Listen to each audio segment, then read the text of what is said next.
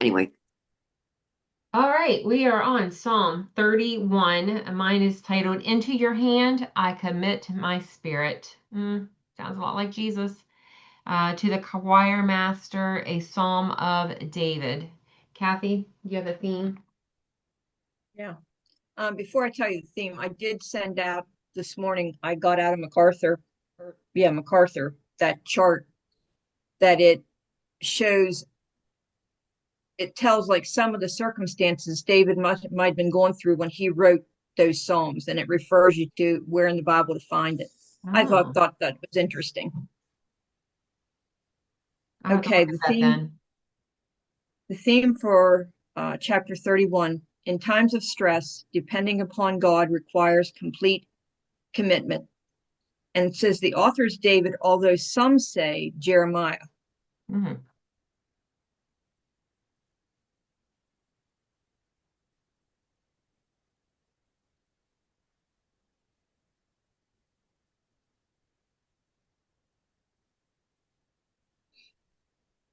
Okay, Kim, do you want to read Psalm 31 for us? Yes, I will. Lord, I trust in you alone. Don't let my enemies defeat me. Rescue me because you are the God who always does what is right. Answer quickly when I cry to you. Bend low and hear my whispered plea. Be for me a great rock of safety from my foes. Yes, you are my rock and my fortress. Honor your name by leading me out of this peril. Pull me from the trap my enemies have set for me. For you alone are strong enough. Into your hand I commit my spirit. You have rescued me, O God who keeps his promises. I worship only you. How you hate all those who worship idols, those imitation gods. I am radiant with joy because of your mercy, for you have listened to my troubles and have seen the crisis in my soul. You have not handed me over to my enemy, but have given me open ground in which to maneuver.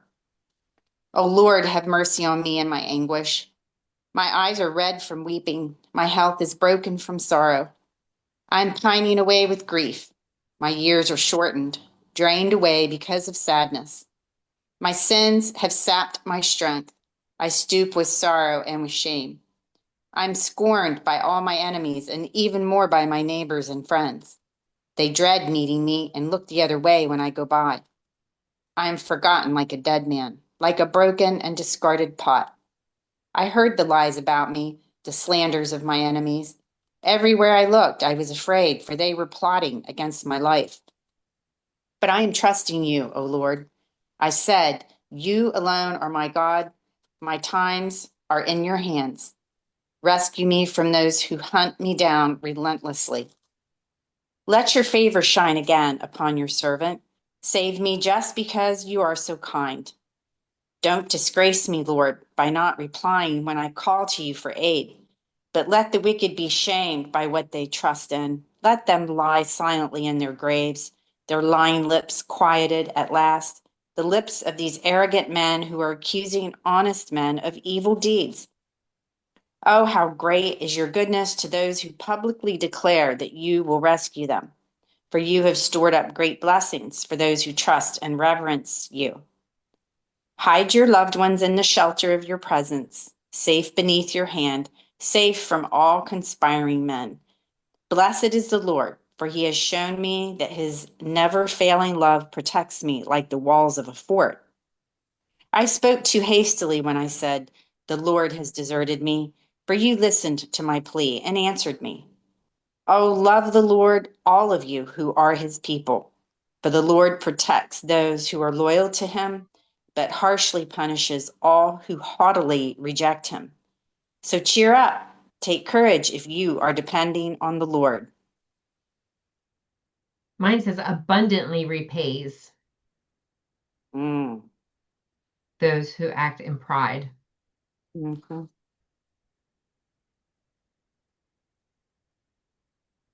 All right. Anybody have anything they want to share before I start John MacArthur? The overview is 1 through 24. The psalm contains more of David's problems, prayers, and praises. David will again walk a road that takes him from anguish to assurance. Within two settings of Psalm 31, the psalmist's testimonies passionately celebrate the sufficiencies of God. The first one was the originally private setting, 1 through 18. And then the second one is the ultimately public setting, 19 through 24. So the first one's the originally private setting, 1 through 18. The second one is the ultimately public setting, 19 through 24. Verse 2, incline your ear to me. This is a bold, pay attention to my prayer demand. Verse 3, the language resembles that of 23, 1 through 3, except it now comes packaged in prayer requests. Verse 5, into your hand. This is applied to both the lesser David and the greater David. Luke 23:46. Here it involves the common denominator of trust. This is a metaphor depicting God's power and control. Oh, that's into your hand I commit my spirit. I hate in verse 6. Is showing 26:5 on the proper basis for such hatred, and 139:21. So I guess when it's talking about that hate, we could refer to, I hate those who pay regard to worthless idols, but I trust in the Lord. Does someone want to look up 139:21? I have it. Thank you. Do I not hate those who hate you, O Lord, and abhor those who rise up against you?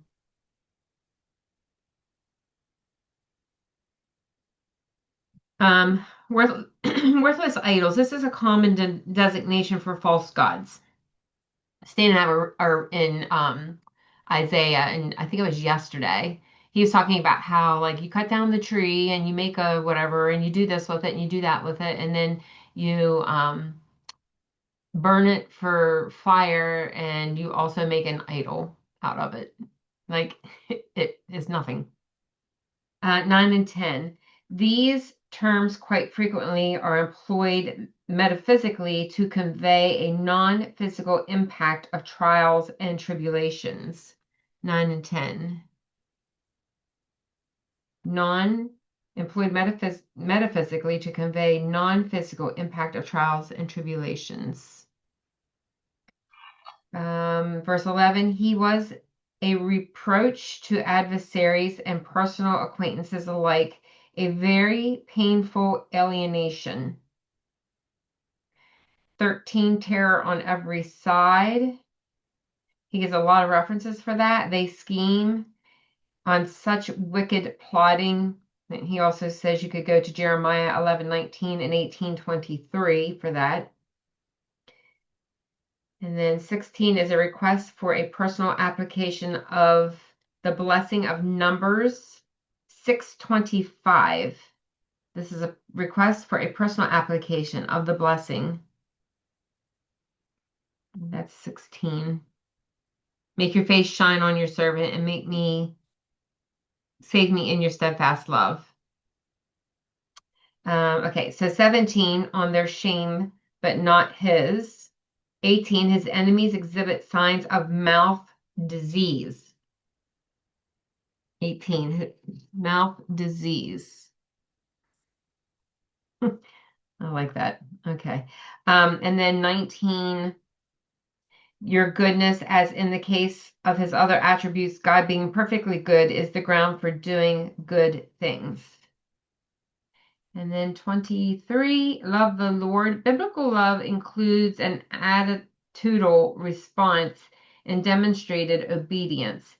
The assurance of both reward and retribution is a biblical maxim. What does that mean, maxim? M-A-X-I-M. Like, is that like a reap and sow?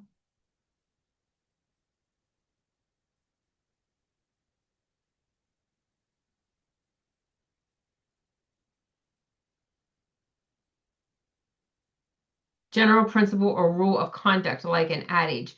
A men's magazine founded in the UK, a historical Maxim gun. The name of an, oh, no, that doesn't make sense. General truth, fundamental principle, or rule of conduct. So it's a biblical maxim or rule of conduct. Okay, 24, be strong, take courage. A singular form of this plural imperative was addressed to Joshua in Joshua 1:7. It is used nearly 20 times in the Old Testament, particularly in anticipation of battle. That's the end of John MacArthur. Any To thoughts? me, it just sounds funny when be of good courage when you're going into battle. Like,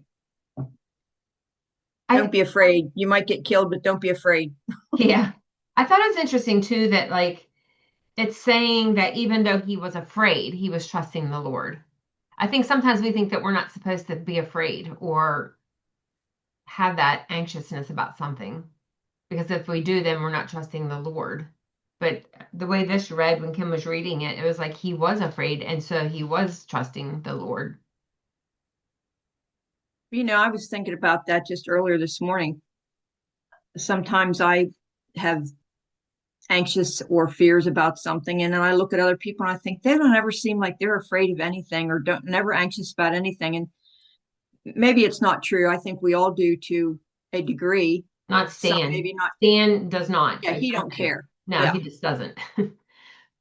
But some don't show it maybe, and others show it more readily or easily. But when I look around at some people that I know, I'm thinking they don't ever look like they're ever worried or anxious about anything. Well, if it's me, I just take a lot of magnesium. Okay. I'll up my dosage. Is that a good or a bad thing, Kathy? Well, I don't know. I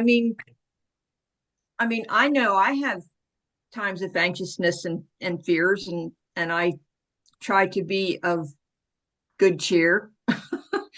But some people apparently don't show it and maybe have it, and other people, so I don't know if that's a good or a bad thing. I know when my kids were little, my mom told me one time, try not to show your fear because the kids will pick up on that. Like when I used to be terrified of thunderstorms. And mom would say, try not to show your fear to them because they'll pick up on it and then they'll be afraid. So I don't know. Whenever I have something, like Kenny and I have something coming up, we're putting a new medicine chest in our bathroom with lights. So I'm thinking, oh my heavens, can we do this? Blah, blah, blah. But I decided I'm not going to worry about it. I guess I just won't think about it. When the day comes, we'll hope for the best and prepare for the worst. Well, sometimes I think what's the worst that can happen? We'll drop it and break the mirror. Yeah. And have 7 years of bad luck. Thanks.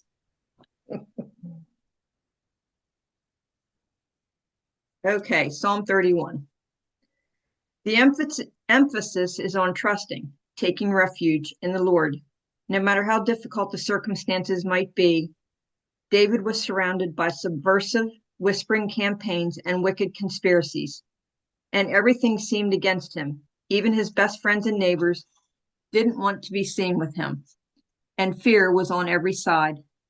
The reference to a besieged city in verse 21 has led some students to connect this volatile situation with David's experience at Keilah. And you can find that in 1 Samuel 23, 1-15. Or perhaps at Ziklag, and that's in 1 Samuel 30. However, it appears that what is described in the psalm best fits what happened during the rebellion led by Absalom, and that's in 2 Samuel 15-18. Over many months, Absalom led a subversive campaign against his father, and even Ahithophel, David's wisest counselor. I know I didn't say that right, but I don't know how you say it. deserted the king and followed Absalom. They took counsel together against me, reminds us of the conference recorded in 2 Samuel 17. If we take the phrase besieged city literally, it could refer to Jerusalem. After fleeing Jerusalem, David had made Mahanaim his headquarters, but it was never under siege. Perhaps the phrase should be taken metaphorically. God showed me marvelous kindness as if I were in a besieged city. If so, then it would parallel verse 20, which pictures God hiding his faithful ones in the Holy of Holies, which certainly isn't to be taken literally. Out of this harrowing experience, David learned some valuable lessons and recorded them in this psalm. They can be summarized in 3 statements. We are going to verses 1 to 8. When others do evil, trust God for his strength. The first 3 verses quoted in chapter 71, verses 1 to 3, an untitled psalm probably written by David. He affirms his trust in the Lord and asks him to deliver him and defend him on the basis of divine righteousness. Shall not the judge of all the earth do right? How can the righteous Lord permit wicked people to prosper and overthrow his anointed king? Such a thing would make David ashamed, a statement he repeats in verse 17. As he often did, he begged God to act speedily and be to him a rock and a fortress. Along with God's protection, David needed God's direction so he would avoid the traps the enemy had set for him. You are my strength was his affirmation of faith in verse 4, for his own strength had failed, verse 10. His prayer of commitment in verse 5 was quoted by our Lord from the cross. Peter also borrowed the idea and used the word commit, which means to deposit in trust as money in a bank.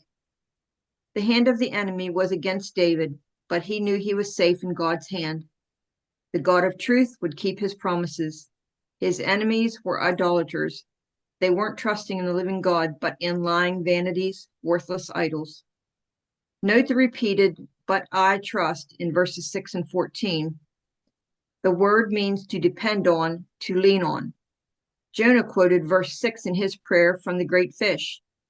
In his mercy, God had delivered David from many dangerous places, and David knew he could depend on him again, and this brought him joy. As in the past, God would deliver him from a tight place and enable him to stand in a spacious place. He would grow because of his trials and his faith in the Lord. Verses 9 to 18, when others caused pain, ask God for his mercy. David had prayed, "Thou art my strength," but now he said, "Thou art my God," and asked him for the mercy he desperately needed. When you consider the vocabulary he used to describe his plight, you can well understand his need for mercy. He was filled with grief, he was sighing, his physical strength was failing, and his very bones were weakening. His soul and inner being were pained because of his troubles, because of the troubles others were causing.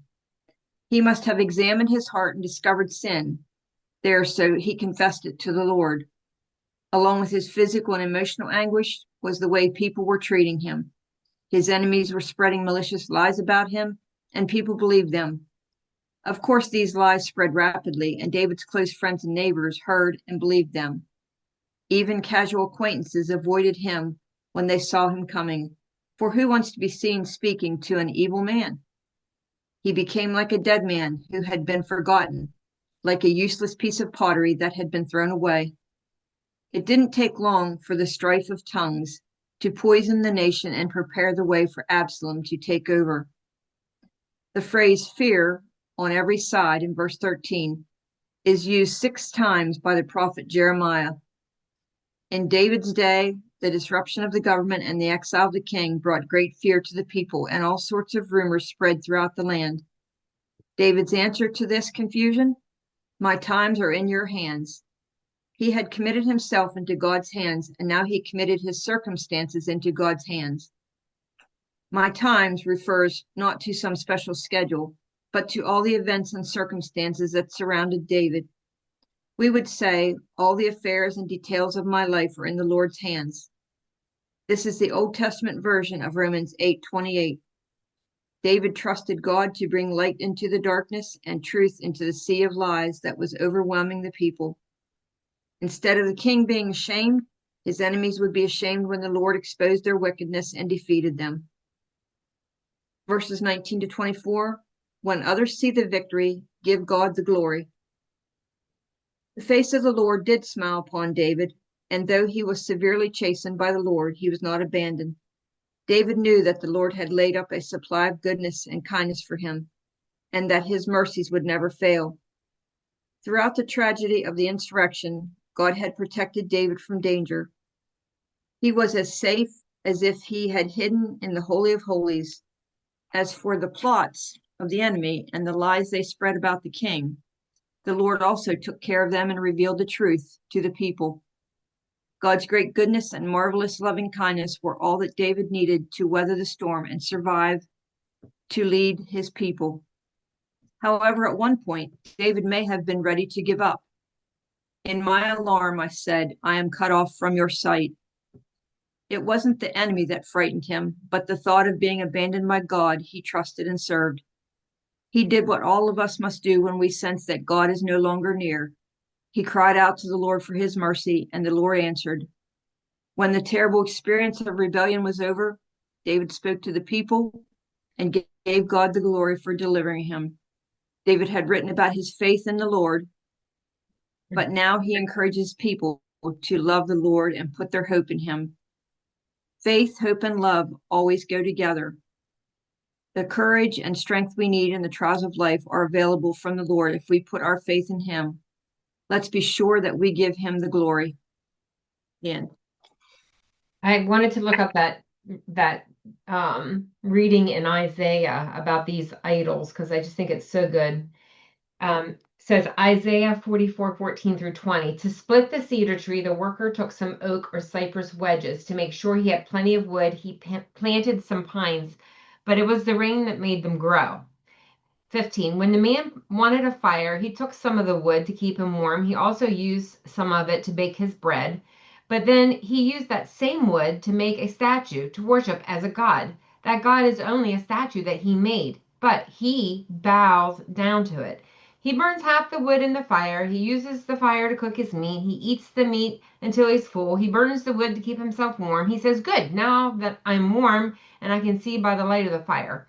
There is a little of the wood left, so he makes a statue and he calls it his God, and he bows down before it and he worships it. He prays to it and says, you are my God, save me. People like that, verse 18, don't know what they are doing. They don't understand. It's as if they have mud in their eyes so they cannot see. Their minds cannot understand. They don't realize what they are doing. They aren't smart enough to think. I burned half of the wood in the fire. I used the hot coals to bake my bread and cook the meat I ate. And I used the wood that was left over to make this terrible thing. I'm worshiping a block of wood. Someone like that is deceived. They don't know what they're doing. They cannot save themselves. They will not admit this statue I'm holding is a lie. I thought that was so good.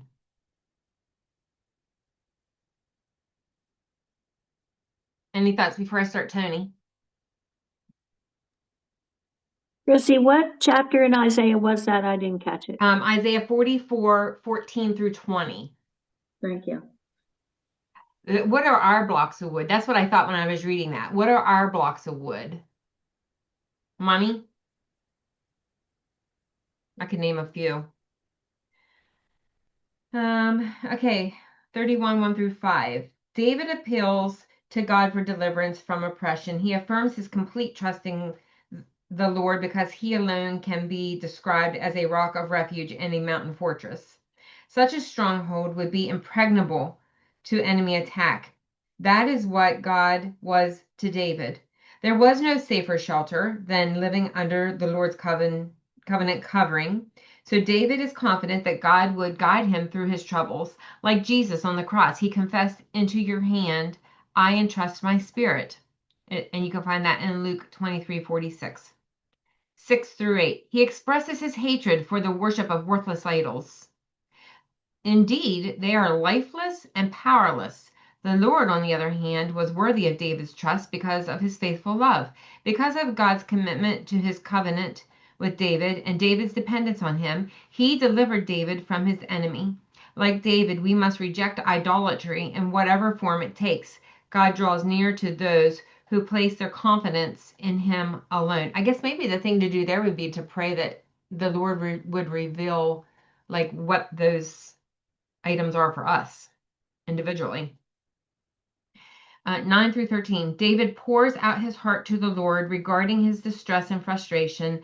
Note the language he uses to describe how he feels and how he has been treated by others. His life is consumed with grief and with groaning, and his strength has failed. He has been ridiculed and forgotten, not only by his enemies, but also by friends.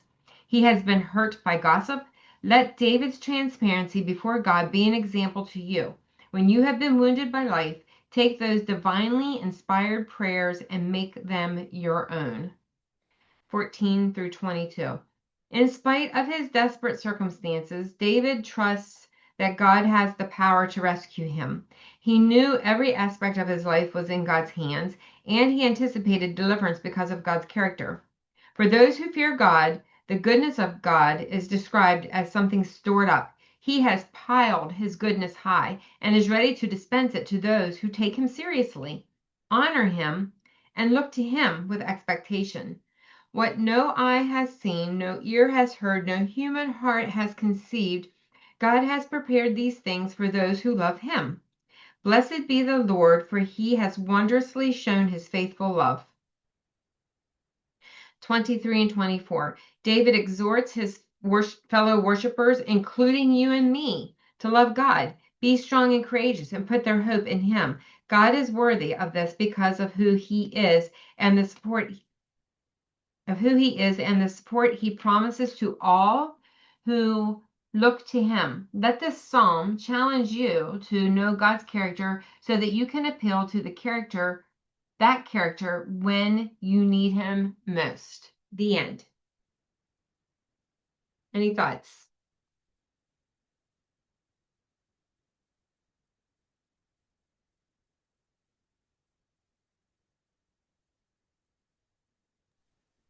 I guess the ones that go ahead.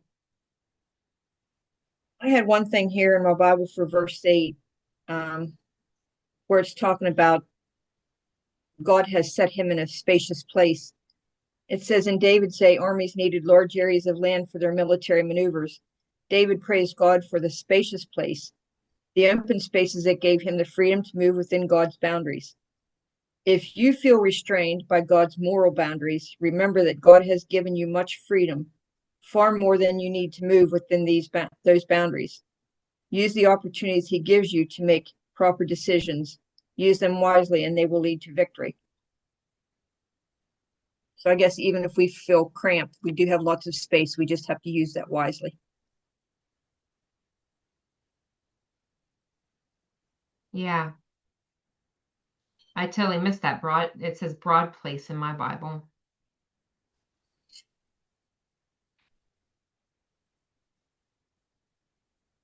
Did they say that this was after he was king? Do you remember? It's when his son's chasing him, isn't it? I'm thinking like, imagine, I'm not sure who Absalom's mom is, if it was Bathsheba or not, but imagine like because it could have been Michal, it could have been Abigail. Imagine you're the mom of these kids, and it's between your husband and your child. That would have been an awful place to be in.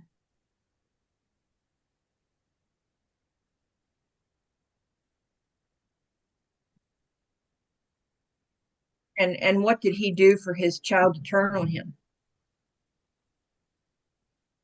like that? What do we do for our children to turn on us? Yeah. I read somewhere that he had spoiled Absalom really, really bad. And he had no boundaries. He just spoiled him, and he was beautiful. Absalom. So gentle parenting? Yep. And maybe spoiling, period. But he also was a very handsome man How do and you spell charismatic. Absalom? Absolum? Oh, ABS. What is it? I think it's, I think it's ABSOLOM. it's ABSALOM. ABSALOM. Oh, I don't even recognize this. His mother in the Bible was Maacah, the daughter of the king Talmai of Geshur. It was a political marriage that forged peace between Israel and Geshur. Oh, brother of Tamar, the one that was raped. So maybe when she was raped too, maybe he didn't feel that was vindicated and turned against his dad. Because remember, didn't they trick that whole town into, am I confusing two stories? Yeah, Okay. that was Dinah. Mm.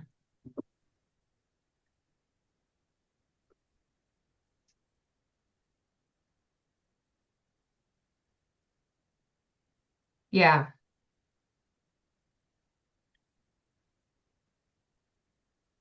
Wasn't she raped by her brother too? Hang on here. One of the guys from that stepbrother? village, Dinah, one of the guys from the village they were nearby, kind of fell in love with her, and I think it was kind of consensual. But when her brothers found out, they went crazy and trapped all the guys from the village, and I think they cut their foreskins off. No, that's the story I was thinking. This one, Yeah. she was raped by her half brother Amnon, Amnon, in 2 Samuel 13. It was, and it says the narrative makes it clear that the act was not consensual. Remember, he would pretend to be sick and would have her come in to wait on him. I was talking about Dinah. Oh, okay. What happened with Dinah? Now we get our raped women straight. Any other thoughts on Psalm 31?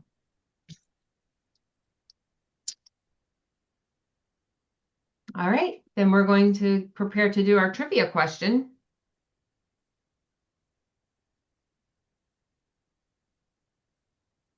Can you stay on just 1 minute when we're done, Chrissy?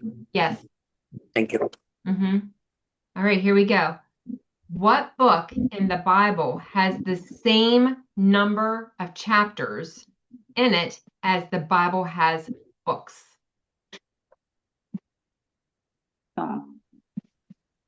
What is it?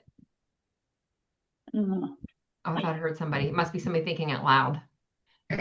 I've heard that answer before, but I can't remember it.